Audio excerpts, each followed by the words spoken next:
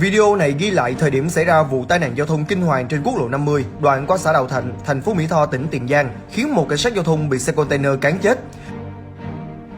Theo thông tin ban đầu, vào khoảng 17 giờ 40 phút ngày 9 tháng 6 năm 2019, Thượng úy Lê Văn Úc 33 tuổi thuộc đội tuần tra số 5, phòng cảnh sát giao thông công an tỉnh Tiền Giang điều khiển xe tay ga chuyên dụng của cảnh sát giao thông đi làm nhiệm vụ trên quốc lộ 50 theo hướng chợ Gạo ra quốc lộ 1A. Khi đến đoạn thuộc xã Đạo Thạnh, xe máy của Thượng úy 10 bất ngờ va chạm với xe đầu kéo do tài xế Nguyễn Bá Ngọc 43 tuổi ở xã Cát Văn, huyện Thanh Chương, tỉnh Nghệ An điều khiển, kéo theo rơ móc đang lưu thông cùng chiều. Sau cú va chạm, Thượng úy 10 bị bánh sau của rơ móc cán qua người, chết tại chỗ. Người dân chứng kiến cho biết sau khi xảy ra tai nạn, xe container chạy trờ tới hơn 100 m rồi mới dừng lại. Dừng lại khoảng 10 phút, xe container tiếp tục hành trình và bị xe tuần tra cảnh sát giao thông bắt giữ. Tài xế Ngọc cho biết anh đang chở ốc từ miền Tây đi miền Trung thì xảy ra vụ việc. Cơ quan điều tra đang trích xuất camera an ninh của khách sạn quay được vụ việc và khám nghiệm hiện trường, điều tra nguyên nhân.